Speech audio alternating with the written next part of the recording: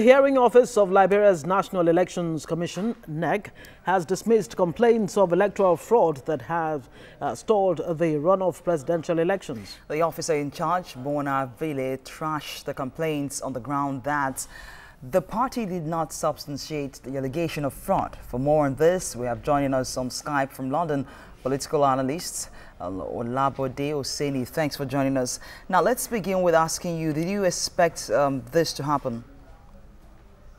Well, thank you very much for having me. The president is there. Now, it all started with Kenya Supreme Court, and now we can now use that as a blessing to other countries. They will now follow up that at least the judiciary should be independent.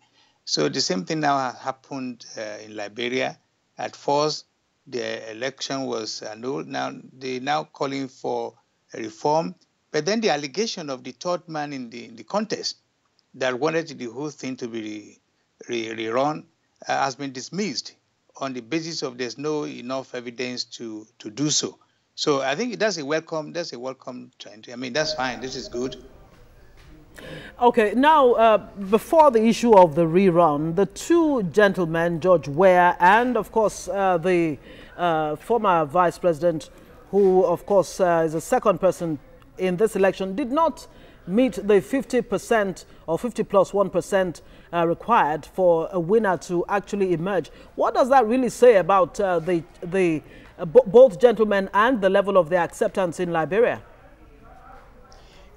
Do not forget that there are laid down rules. There are some regulations that make up of the electoral process in all countries. There are some countries where it's only if one vote is more than your opponent, you're a winner. And if the certain percentage of the vote is not captured, you will have to go for a rerun or a runoff, we call it. So that has happened in Liberia, where George Weah was leading, has more votes, but still not enough to declare him the outright winner.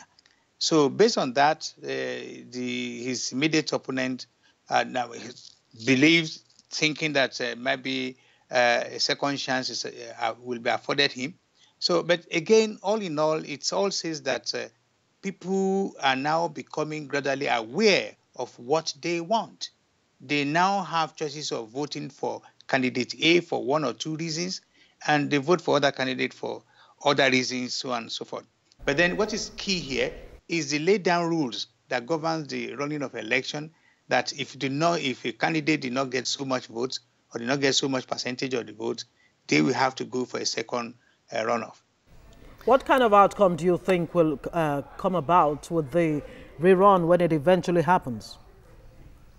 Before I answer that question, it's still very sad to note that in Africa, we're still struggling to get ordinary, simple election done because of what are built into running for election.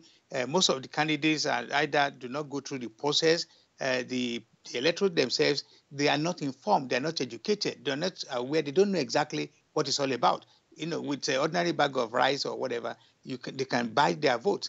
But as it is now, it looks to me that one of the candidates, maybe George Weah, may win, but it's very difficult to say because, like I said, from the structure, from the result, that some people choose one candidate, give one candidate more votes against the other, it's a pattern of people know what they want. But now, with the runoff now, they will be confronted with these two candidates and say, you know what, you have to pick one out of them, and that's going to be on a simple majority.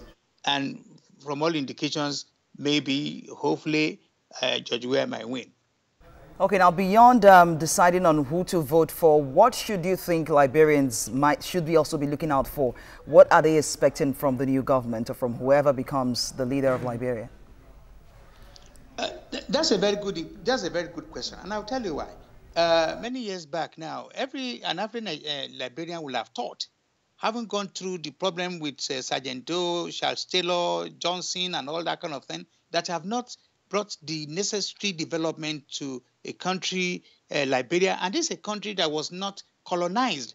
it was thought that the returnees, the slaves from America, they will have used the opportunity to build Liberia as a model nation, a country within the West African zone. That did not happen. It has always been war, war, war.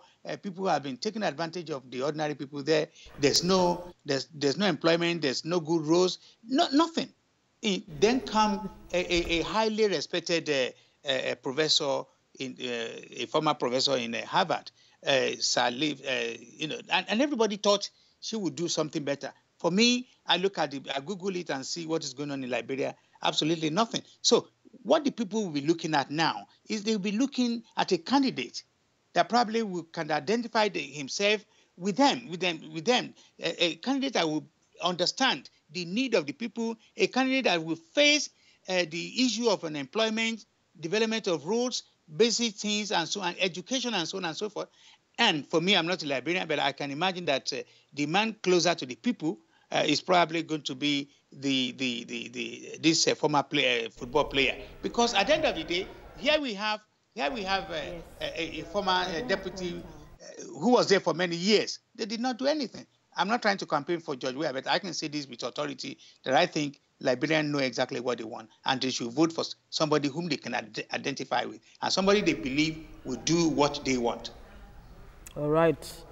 Okay, Olabode Osenie, thank you so much for joining us, a public affairs analyst, looking at the forthcoming Liberia rerun election. Thank you very much for having me.